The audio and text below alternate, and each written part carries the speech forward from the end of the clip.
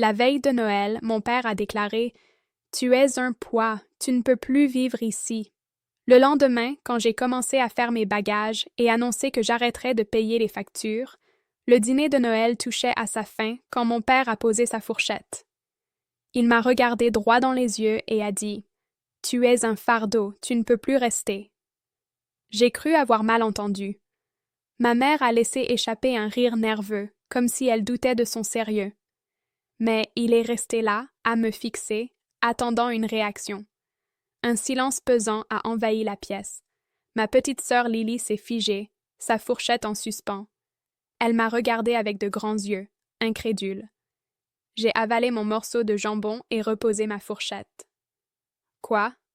Tu m'as bien entendu, a-t-il ajouté. Tu es resté ici trop longtemps. Il est temps que tu partes. » Je suis restée là, essayant d'assimiler ces mots. J'avais 23 ans, un emploi stable. J'aurais pu partir depuis longtemps. Mais je suis restée parce qu'ils avaient besoin de moi. Je payais l'électricité, Internet, presque toutes les courses, des choses qu'ils ne pouvaient pas se permettre, mon père étant au chômage depuis des années et ma mère ne travaillant qu'à mi-temps. Je n'étais pas un fardeau. J'étais la raison pour laquelle la maison tenait encore. Et maintenant, ils me jetaient dehors comme si je n'avais aucune valeur. Ma mère a finalement pris la parole. Peut-être qu'on devrait en parler plus tard, mais mon père l'a coupée. Non, c'est ma maison, c'est moi qui décide, et je dis qu'il doit partir. Lily a reposé sa fourchette. Elle n'avait que 16 ans et elle avait l'air terrifiée. Elle a regardé nos parents comme si elle ne les reconnaissait plus. S'ils pouvaient m'expulser aussi facilement, qu'est-ce que ça signifiait pour elle? J'ai pris une grande inspiration.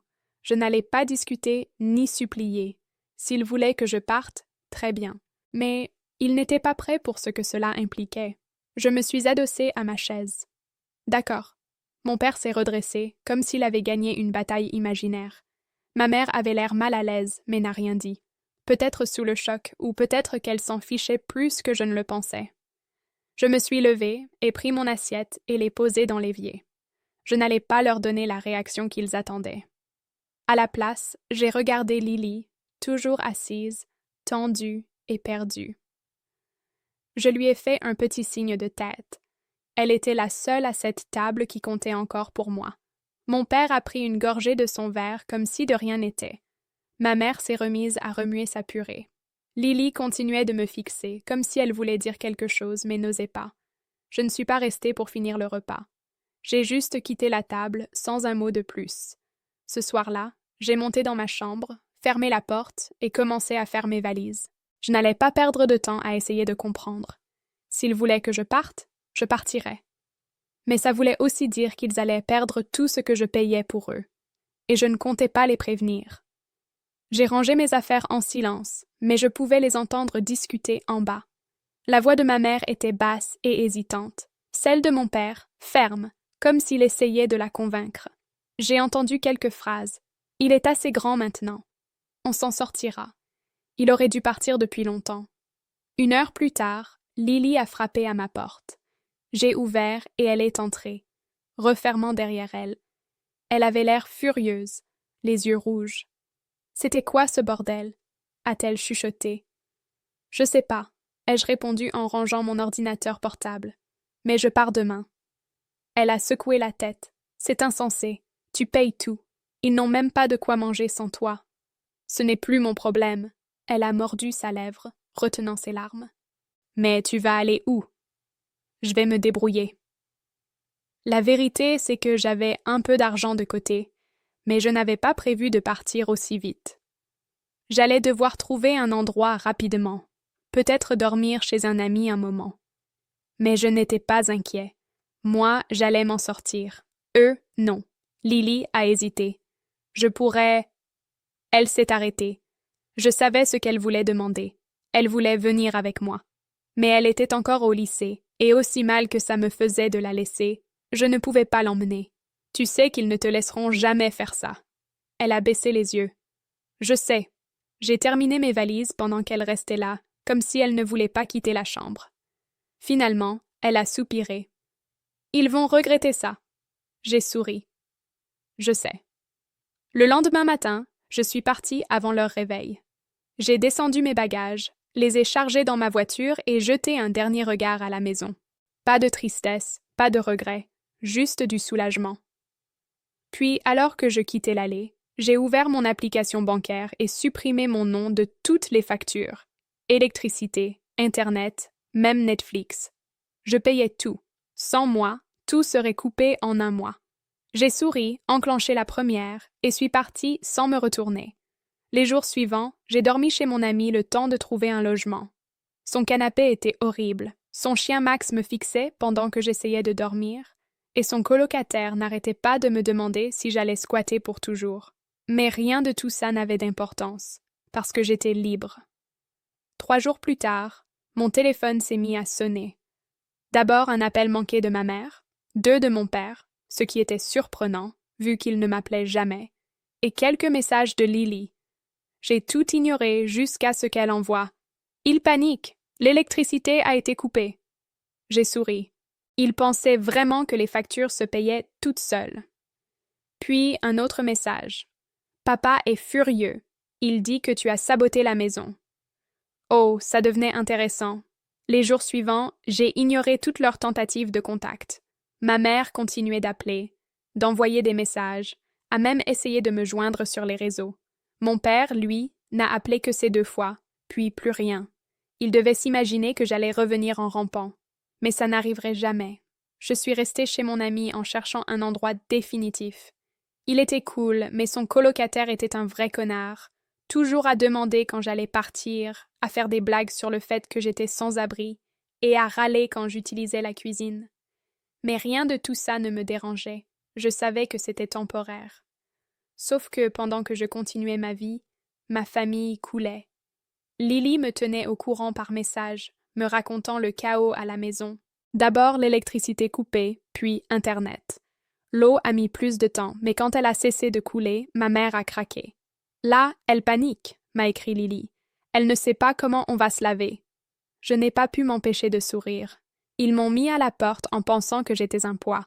Maintenant, ils vivaient dans le noir, sans eau, et sans même pouvoir regarder la télé. Le clou du spectacle est arrivé quand Lily m'a envoyé. Il a pété les plombs, il casse des trucs dans le salon.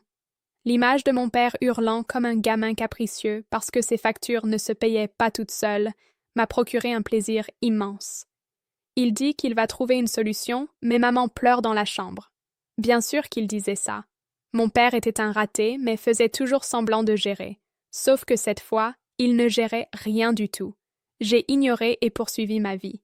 2 semaines plus tard, j'ai enfin trouvé un appartement. Rien de luxueux, mais c'était chez moi.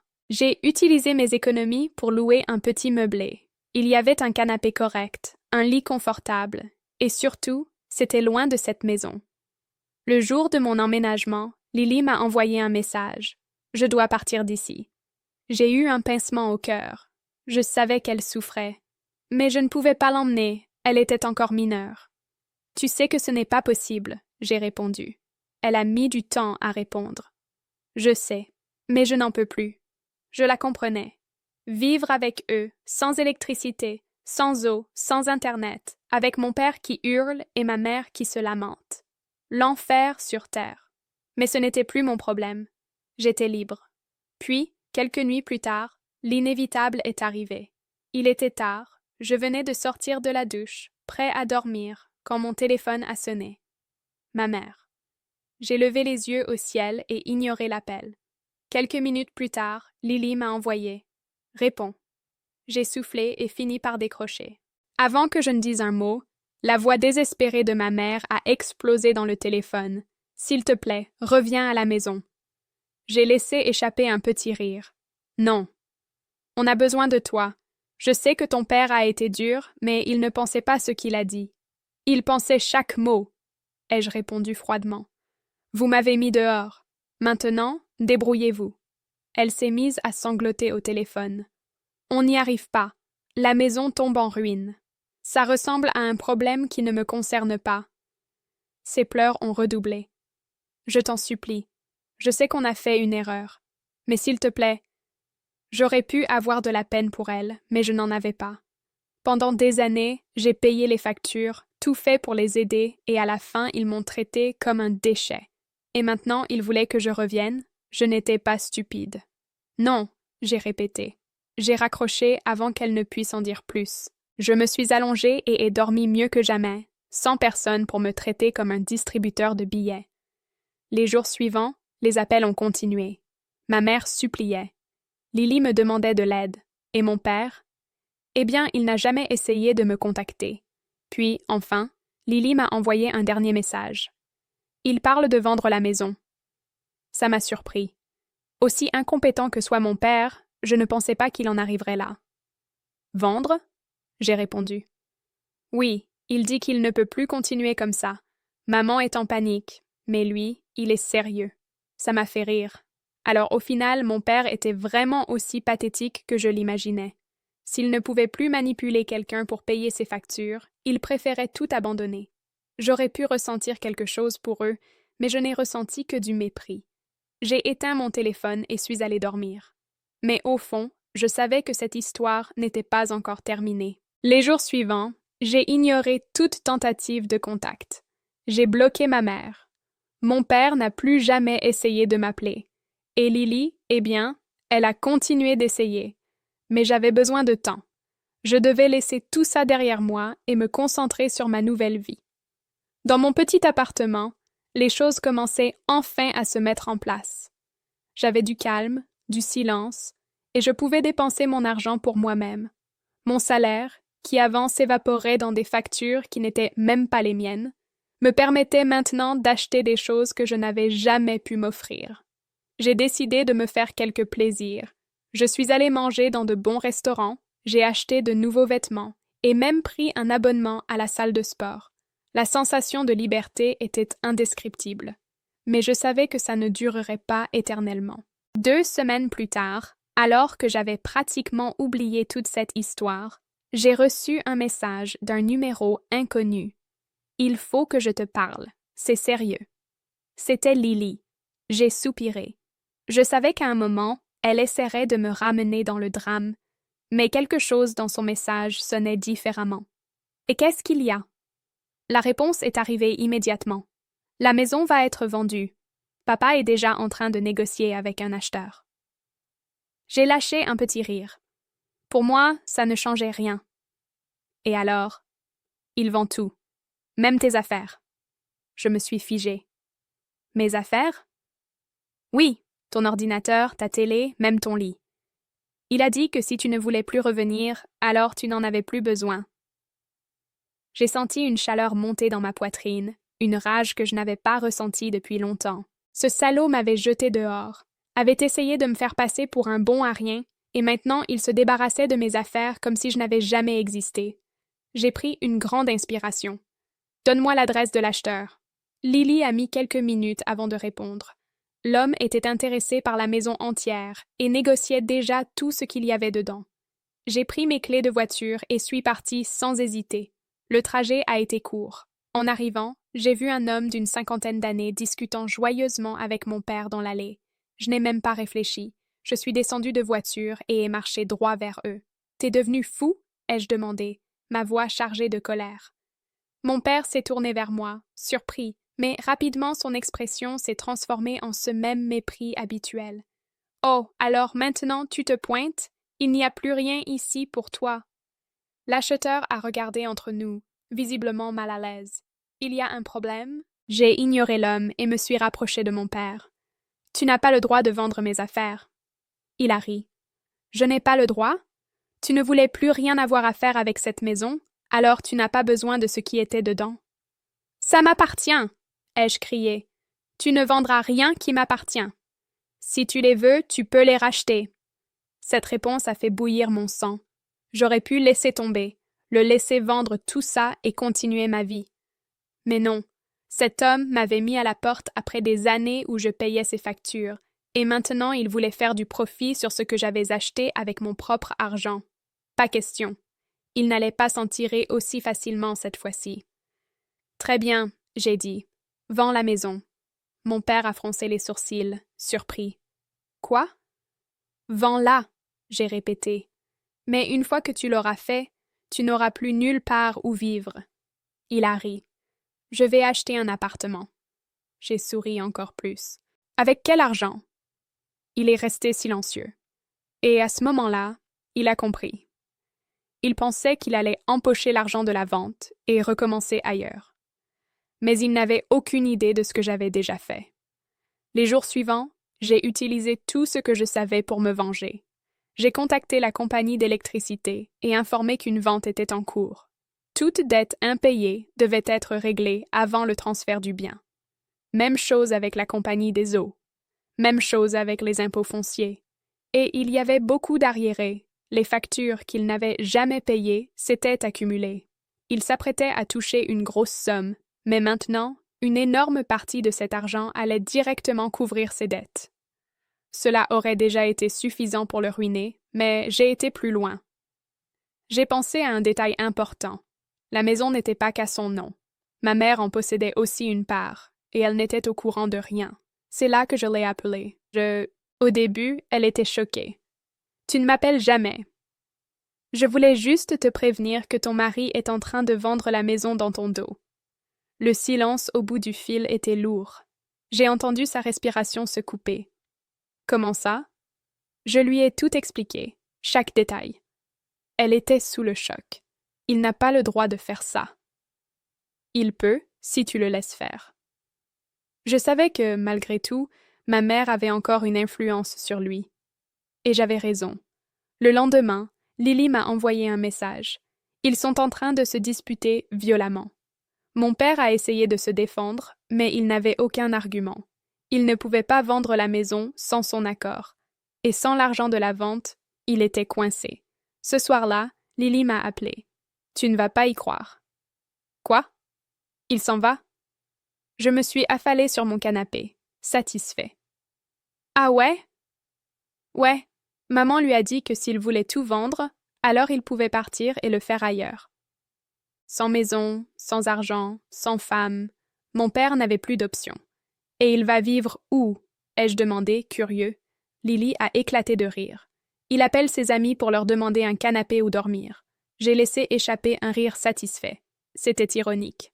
Pendant des années, il m'avait fait croire que j'étais un poids, et maintenant, le seul fardeau dans cette maison, c'était lui. « Tu as gagné, » a dit Lily en riant. « J'ai juste fait ce qu'il fallait. Tu veux récupérer tes affaires? » J'ai réfléchi un instant. « Non, laisse tout là-bas. J'avais déjà commencé une nouvelle vie. Je n'avais plus besoin de rien de cette maison, ni des objets, ni des souvenirs. La seule chose que j'ai emportée avec moi, c'était la certitude que plus jamais personne ne profiterait de moi. Les mois ont passé et j'ai continué ma vie sans jamais regarder en arrière. Mon petit appartement était mon refuge, ma liberté. Je n'avais plus jamais à payer des factures qui n'étaient pas les miennes, plus jamais à entendre mon père me rabaisser, plus jamais à porter le poids d'une maison qui n'a jamais vraiment été la mienne. Pendant ce temps, leur vie s'effondrait. Lily me racontait tout. Après que ma mère a mis mon père dehors, il a passé des mois à dormir sur des canapés, quémandant un toit à des amis qui, un à un, ont fini par le lâcher. Personne ne voulait s'occuper d'un homme de 50 ans, paresseux et inutile, qui n'avait jamais rien fait pour personne. Sans argent, sans emploi, et sans la maison qu'il avait essayé de vendre en cachette, il goûtait enfin à son propre poison. Le plus ironique, il a essayé de retourner chez ma mère.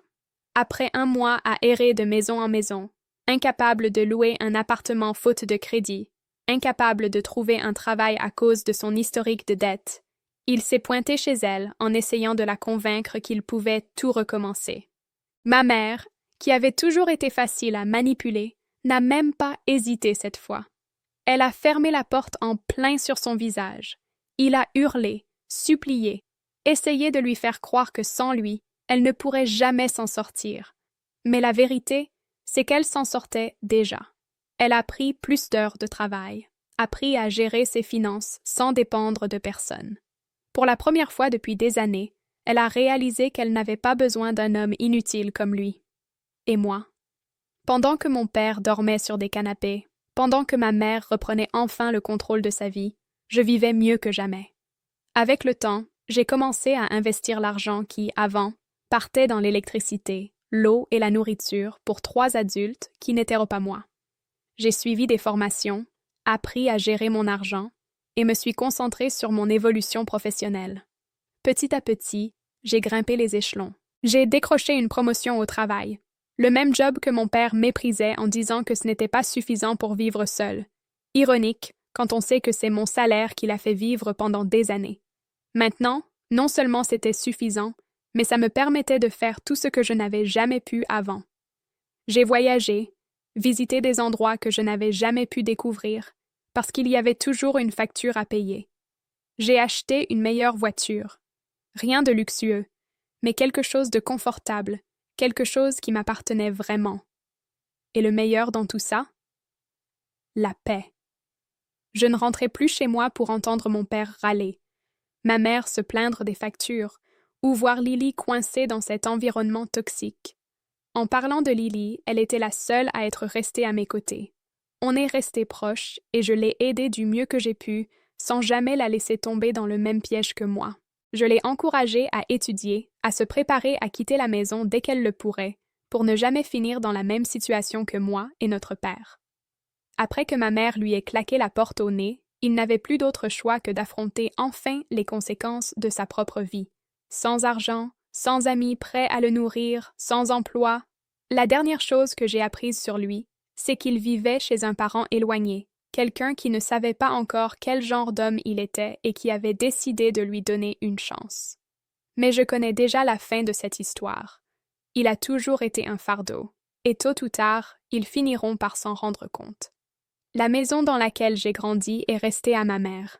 Elle a travaillé dur pour rembourser les dettes et, avec le temps, a réussi à stabiliser sa vie sans personne pour lui sucer son argent.